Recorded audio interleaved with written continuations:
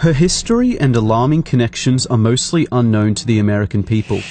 Who is Huma Abedin? What do we know about Hillary Clinton's #1 aide and sidekick for 20 years? Hillary spoke at Huma's wedding saying, "If I had a second daughter, it would be Huma." This presidential election decides who gets to run the most powerful country on earth, so it is obviously very important to understand the facts about Huma Abedin, as she may very soon become Chief of Staff in the White House. I'll be simplifying an intricate web of people, organizations, and events that unraveled over many years. All of this information and more is available online for anyone who has access to Google. Anyway, here is an unbelievable story of infiltration, unfolding before our eyes, and the most important aspect of this election that you definitely won't see on CNN. There are 4 main players in this: Hillary Clinton, Huma Abedin, Abdullah Omar Nassif, and Saudi Arabia. Huma was born in the USA. Then when she was 2 years old, her family moved to Saudi Arabia. They lived in Saudi Arabia for 16 years. Huma returned to the USA when she was 18 to study at George Washington University. Only after 2 years in the country, she became an intern for Hillary Clinton, and soon after started working full-time. Also in 1996, Huma was working at her family business, a journal by the Institute of Muslim Minority Affairs. The Abedin's family business is owned by the Muslim World League, Saudi Arabia's global organization that promotes violent Wahhabi Islam. They even share an office at 46 Goodge Street, London. Saliha Abedin, Huma's mother, and Hassan Abedin, Huma's brother, currently work there still. Abdullah Omar Nassif is one of the founders of the Muslim World League and served as vice president of the Saudi Kingdom Shura Council. He created Huma's family business along with her father. He also funded Al-Qaeda and Osama bin Laden, as did Saudi Arabia, for many years. His organization was declared guilty of funding Al-Qaeda terrorism by the USA State Department. During the Holy Land Foundation trial in 2001, the FBI discovered that the Muslim Brotherhood gave over $12 million to Hamas, the terrorist organization.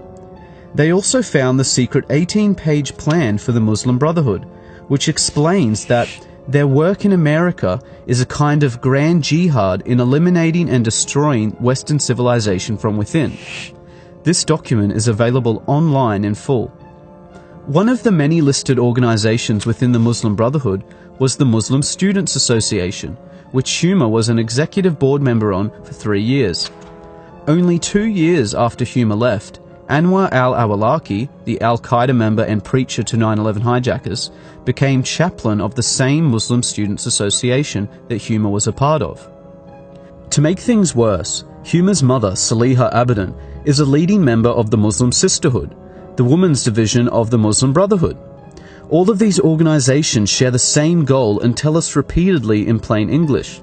They want to destroy Western civilization and replace our laws with oppressive Sharia law like you see in Saudi Arabia. On 9/11, Abdullah Omar Nassif, Saudi Arabia, and Al-Qaeda tried to do just that. Where was Huma that day? The top funders of the 9/11 attacks created Huma's family business. Huma was officially working for the terrorists and Hillary Clinton the day those towers fell. Huma Abedin has never come forward with any information about her Saudi co-workers. Absolutely none of Huma's connections were mentioned by her during the investigations into 9/11.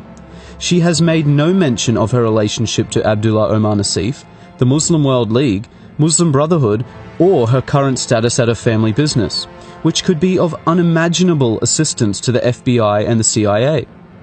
Huma's mother still works for the Muslim World League, yet Huma has made no effort to distance herself from her mother or her radical views.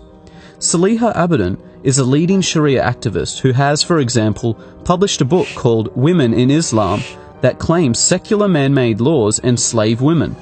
It supports female genital mutilation, the death penalty for leaving Islam, the legal subordination of women, and the participation of women in violent jihad. Hillary Clinton has flown to meet with Saliha Abedin many times. Huma says that her mother considers her to be a big deal and is proud of her. Huma's absolute silence on all questions regarding her extremist ties says far too much. How can someone with such close links to terrorism be allowed access to our top-secret information and have security clearances? Especially since it was found that Huma was accessing Hillary Clinton's emails and physical documents. The Clinton Foundation received over $25 million from Saudi Arabia, and they also funded 20% of her election campaign. Saudi Arabia's massive influence on the Clintons and Obama administration has not gone unnoticed. The damaging results of Islamist influence on the USA and Europe is worthy of another dedicated report, as this is just the tip of the corrupt iceberg. But you can no longer deny that Hillary Clinton is actively working with a global movement whose goal is to destroy Western civilization, just for the selfish benefit of money and power. Huma is the previously hidden link between the Clintons and Saudi terrorism. Dozens of other people and organizations were left out of this for length. Any rational person should have high standards of evidence for claims such as this. So here is the fastest way to prove Huma's tie to Abdullah Omar Nassif that you can look up for yourself and is sourced by their own websites. Start at the website of Huma's family business, the Institute of Muslim Minority Affairs.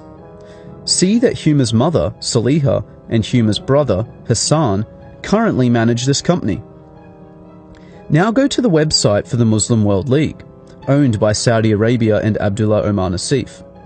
Note the address is listed by their website, 46 Goodge Street, London. Now, back to Huma's family business. If you scroll down, you see that same address, 46 Goodge Street, London. Clearly anyone can prove in seconds that Huma's family business is owned by Saudi Arabian terrorists. Their own websites make no secret of this fact. There are no more excuses for Huma's silence. She has had years of opportunities to distance herself from terrorists and radical views, but would rather simply hide. The American people demand an explanation from Huma Abedin and Hillary Clinton before the election. One simple, straightforward question needs to be answered. Did Abdullah Omar Nassif create your family business, and were you working with him in any capacity on September the 11th, 2001? Yes or no? This year marks the 15th anniversary of the day Al-Qaeda murdered 3,000 innocent citizens. Let's not forget about it so quickly. Huma's security clearances should be revoked until she or Hillary directly address this national security threat. Unfortunately, in the meantime, because of the overwhelming silence and lies, it appears to be true that a vote for Hillary Clinton will be a vote for Huma Abedin, the Muslim Brotherhood, Saudi Arabia, Al-Qaeda, and a wish for the complete destruction of the United States of America.